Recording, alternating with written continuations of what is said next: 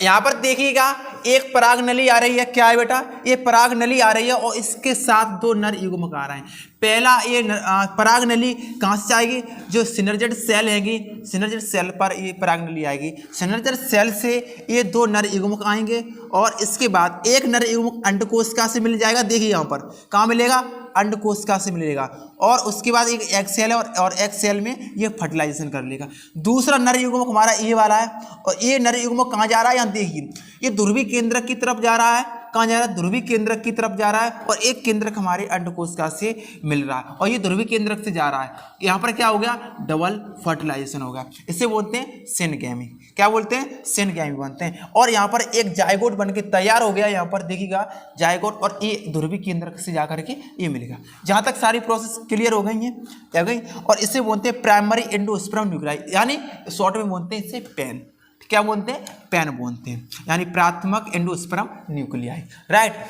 अब इसके बाद ट्रिपल फ्यूजन किसे कहते हैं, फ्यूजन इन इन्वॉल्विंग 3 हैप्लॉइड न्यूक्लियाई। यहाँ पर तीन न्यूक्लियाई क्या करते हैं, 3 न्यूक्लियाई क्या करते हैं, यहाँ पर मिलते हैं, इसलिए इसे ट्रिपल फ्यूजन कहते हैं। कैसे मिलेंगे, 2 न्यूक्लियस यहाँ पर मिलते हैं और एक यहाँ पर मिलता है, तो टोटल 3 न्यूक्लियस इसमें फ्यूज होते हैं, इसीलिए इसे बोलते हैं triple fusion.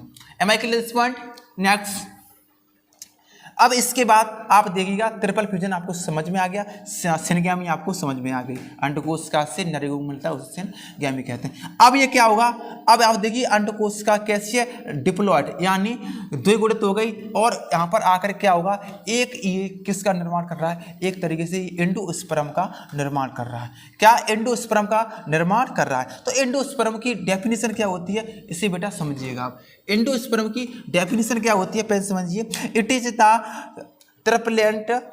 ट्रिपलेंट rich the tissue that supply energy. क्या करता है, जो एंडोस्पर्म होता है वो क्या करता है, एनर्जी को क्या करता है, एनर्जी देता है। किन्हें, एंडोस्पर्म किन्हें देता है, ब्रूड को, एम्ब्रियो को क्या देगा, ये एनर्जी प्रोवाइड करेगा। कौन, एंडोस्पर्म। एंडोस्पर्म का ये है एंडोस्पर्म और ये एम्ब्रियो क्या देगा, एनर्जी प्रोवाइड कराएगा, यानी फूड को देगा, किन्हें, एम्ब्रियो को, यानी ब्रूड को एंडोस्पर्म देगा भोजन। ऐसा समझ लीजिए आप। चलिए स्टूडेंट, अब इसके बाद आपको आगे की प्रोसेस में आपको बता रहा हूं, ध्यान से देखिएगा।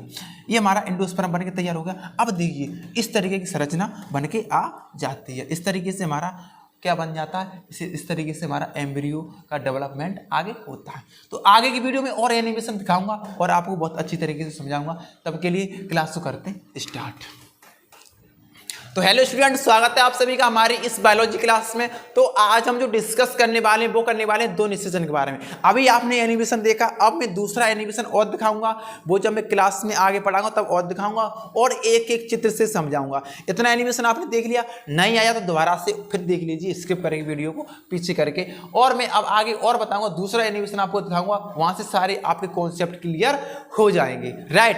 अब यहाँ पर देखिए आज जो डिस्कस करने दोहरा निषेचन, और ये आपके एग्जाम में प्रत्येक वर्ष ये क्वेश्चन आता है और मैं लिख के दे दूंगा, प्रत्येक वर्ष आता है और 2024 में यहां से एक ना एक क्वेश्चन आपको पूछा जाएगा। एक ना एक क्वेश्चन कैसा होगा, पूछा ही जाएगा। राइट स्टूडेंट्स, अब देखिए ध्वनिसेचन को इंग्लिश में बोलते हैं डबल फर्टिलाइजेशन, अथवा आपसे पूछेगा ट्रिपल फ्यूजन क्या होता है, ट्रिपल फ्यूजन क्या होता है, या त्रिसंलयन क्या होता है। त्रिसंलयन क्या होता है, दोनों चीज एक ही होती हैं। तो सारे पॉइंट को हम कवर अप करके चलेंगे। और सबसे पहले जिन बच्चों ने हमारा बायोलॉजी का बैच ज्वाइन नहीं किया है वो प्लीज बायोलॉजी का बैच ज्वाइन कर लें। नाम मात्र की फीस में, आपके एक बर्गर की फीस में हम आपको पूरी साल आपको ऑनलाइन पढ़ाएंगे। टेट सीरीज ऑनलाइन देंगे जहां से आपकी रैंक बनेगी। उसी के साथ साथ आपको ये हमारी संस्था, अभी तो मैं कहने की सकता, जहां तक अभी तो आप कॉल करके पूछ लेना, कौन से नंबर पर, 63 97 54 480 5 पर आप क्या करोगे, कांटेक्ट कर लेना बेटा। और इस पर कांटेक्ट करने के बाद आप क्या करोगे, कांटेक्ट करने के बाद आप यहां से अगर एक बच्चे को ज्वाइन करा देते तो आपको 99 रुपये आपको दिए जाएंगे। कितने दिए जाएंगे, 99 रुपये आपको दिए जाएंगे। ये चीज़ें, इसकी जो फीस है वो कम ज़्यादा होती रहती है। ये 99 रुपये आप, अगर आप जिस टाइम पर वीडियो देख रहे हो आप कॉल करके पता कर लेना, ये निश्चित नहीं है। आप अभी तक आपके पास ऑफर है ना, कम से कम ये ऑफर आपको अक्टूबर नवंबर तक तो चलेगा ही चलेगा। राइट स्टूडेंट्स, तो चलिए क्लास को करते हैं स्टार्ट।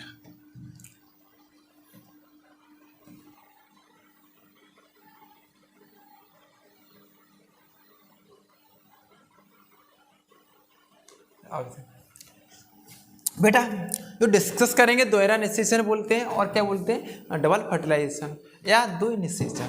सबसे पहले जो आपको क्वेश्चन आपसे पूछा जाएगा, दोहरा निषेचन कौन से प्लांट में पाया जाता है, पहला क्वेश्चन आपको ये रहेगा, कौन से प्लांट में पाया जाता है, आवृतबीजी पौधों में। द्वि निषेचन कहाँ देखने को मिलता है आपको, कहाँ मिलता है बेटा, आवृतबीजी पौधों में देखने को मिलता है, आवृतबीजी पौधे में यानी एंजियोस्पर्म्स में, एंजियोस्पर्म्स में, एंजियोस्पर्म्स में देखने को मिलता है। ठीक है, उसी के साथ मैं आपको बताऊं एंजियोस्पर्म प्लांट में देखने को मिलता है। और सबसे इंपॉर्टेंट जो क्वेश्चन है ना, दो द्वि निषेचन की खोज किसने की, इस पर इंपॉर्टेंट लगा दो, एमसीक्यू में यूपी बोर्ड का फेवरेट क्वेश्चन है, डबल फर्टिलाइजेशन की खोज किसने करी थी, एसजी नवासन ने करी थी, एसजी नवासन ने करी थी। किसने करी थी, एसजी नवासन, किसने करी थी बेटा, एसजी नवासन ने खोज की थी नीट के लिए। ये आपके बोर्ड एग्जाम के लिए मोस्ट इंपोर्टेंट है, बोर्ड एग्जाम के लिए। किसके लिए बेटा, बोर्ड एग्जाम के लिए, बोर्ड एग्जाम के लिए ये मोस्ट इंपोर्टेंट है। उसी के साथ इसकी खोज किसने कौन से सन में की थी, 1898 में करी थी। डबल फर्टिलाइजेशन की खोज किसने करी थी, एसजी नवासन ने करी थी। कब करी थी, सन 1898 में की थी। राइट स्टूडेंट, अब जो कौन से पौधे पर करी थी वो देखिए, जो पौधे का नाम है, ये नीट का ये फेवरेट क्वेश्चन है, नीट का, बीएससी नर्सिंग का, बी फार्मा का, डी फार्मा का, ये फेवरेट क्वेश्चन है। और कौन से पौधे पर करी थी, एक बार याद कर लो, लिलियम नाम का पौधा था, लिलियम नाम के पौधे पर, और फ्रीटेरिया फ्रीटिलेरिया के पौधे पर, और लिलियम के नामक ये दो प्लांट होते हैं, इनके पौधों पर एसजी नवासन ने सन 1898 में खोज की थी। किसकी, द्वि निषेचन की। मैं आपसे उम्मीद करूंगा ये पॉइंट क्लियर होगी। ये पॉइंट सीधे से डायरेक्ट लिख लो, कौन से पौधे पर की थी, लिलियम नाम के पौधे पर की थी।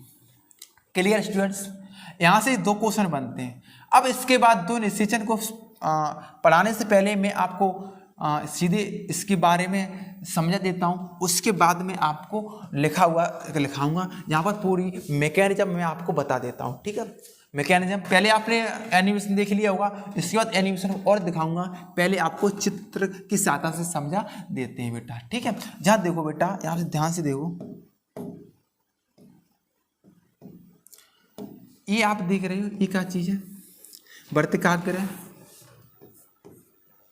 क्या है बेटा, वर्तिकाग्र है।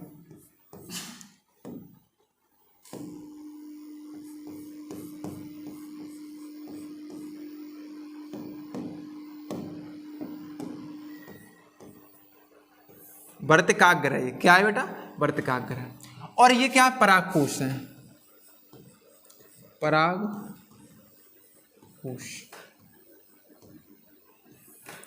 एम आई के लिए स्टूडेंट्स, परागकोश को इंग्लिश में बेटा एंथर बोलते हैं, आपको दिख रहा है। ये फिलामेंट है, फिलामेंट को बेटा तंतु बोलते हैं, क्या बोलते हैं, तंतु बोलते हैं। और ये बेटा स्टाइल को हिंदी में बेटा बोलते हैं वर्तिका।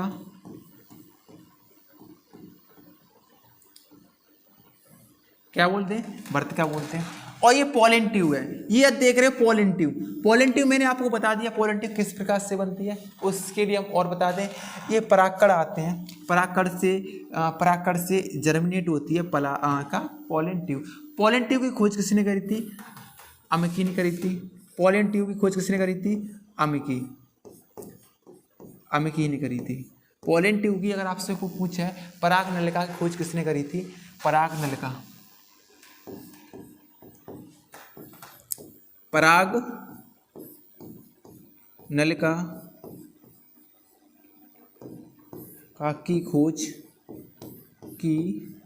खोज किसने करी थी, जेके अमिकी ने करी थी।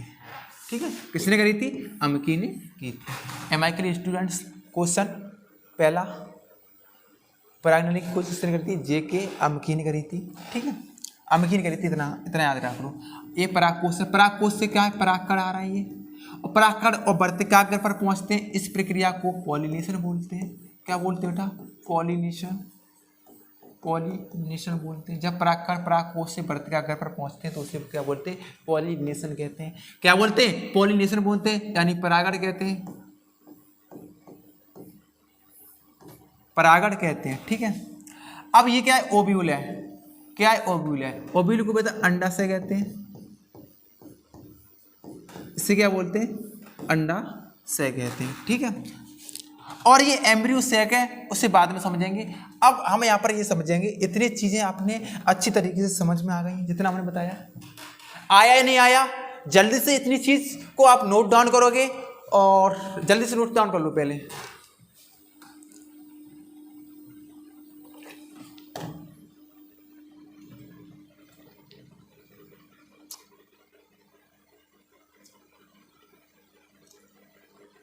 परागनली बनेगी।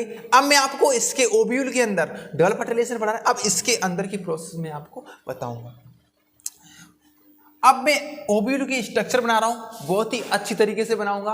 अब मैं इतना पार्ट में रिमूव कर दूंगा, परागनली का दिखाऊंगा, और यहां पर दिखाऊंगा आपको बीजांड में किस तरीके से परागनली बनती है। मैं खुद बनाऊंगा, आपको भी ये चीज बनानी है।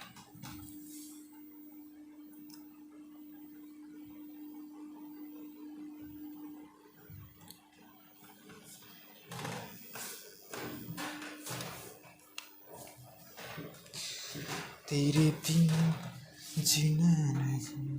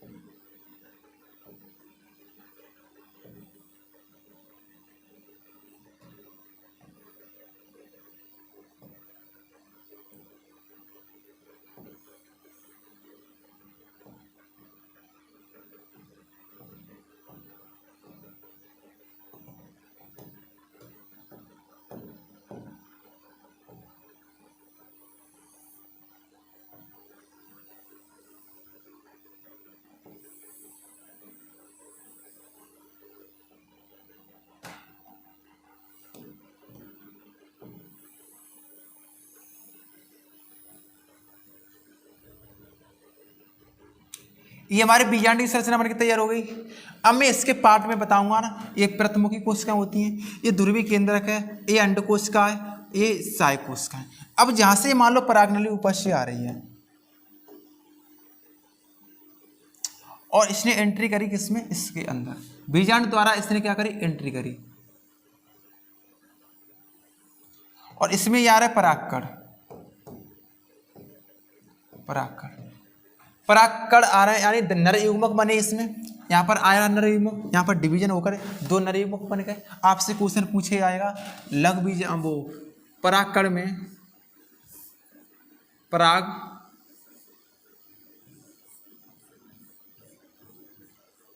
परागकण में नर युग्मक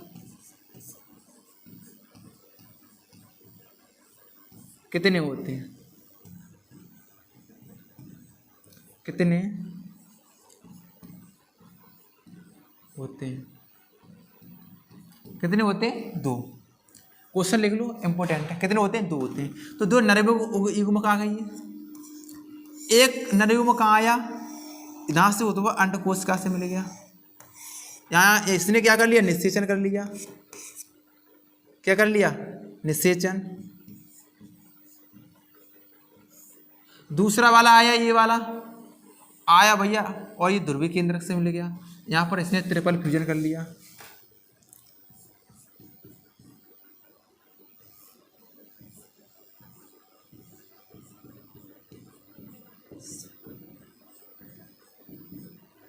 तरह संलयन कर लिया और दोनों को मिला के डबल फर्टिलाइजेशन हम कह देते हैं। तो इस प्रकार से दो निषेचन होता है। अब मैं इमेज पे दिखाऊंगा, इतना आप बनाना सीख लीजिए। इतना करवे समझ आए कॉन्सेप्ट। इस तरीके से ड्रॉ करोगे, जो नरेमु को दिखाओगे, अंडकोश को दिखाओगे, ध्रुवीय केंद्र दिखाओगे, प्रतिमुखी कोशिका दिखाओगे। ये हमारी प्रतिमुखी कोशिकाएं हैं।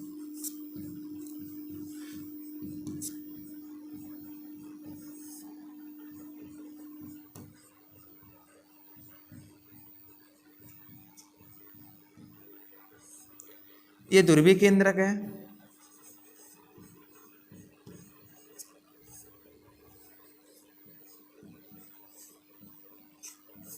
ध्रुवीय केंद्रक है। ये अंडकोशिका है,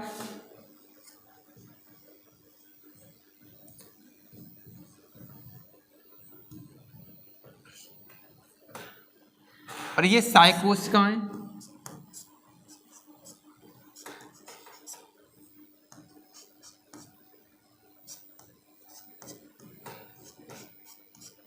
सहायक कोशिका। ठीक है, इस तरीके से डबल फर्टिलाइजेशन होता है और इसी तरह संलयन कहते हैं। यही होता है फर्टिलाइजेशन, और मैं आपको बता रहा हूँ इमेज की सहायता से। ठीक, इस तरीके से आप डायग्राम बना पाओगे। चलिए,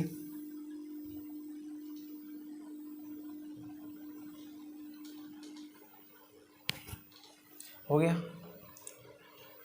ध्यान से देखिएगा, इमेज आपके लिए पूरी बनाई हमने, बहुत मेहनत की है पीपीटी बनाने में। अब देखो यहां पर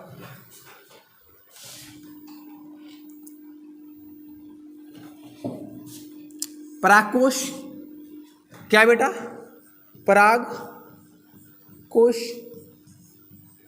परागकोश पोलन ग्रहण है। ये परागकोश से पोलन ग्रहण आया, कहाँ पहुंच गया, वर्तिकाग्र पर पहुंच गया। क्या पहुंच गया बेटा, वर्तिकाग्र।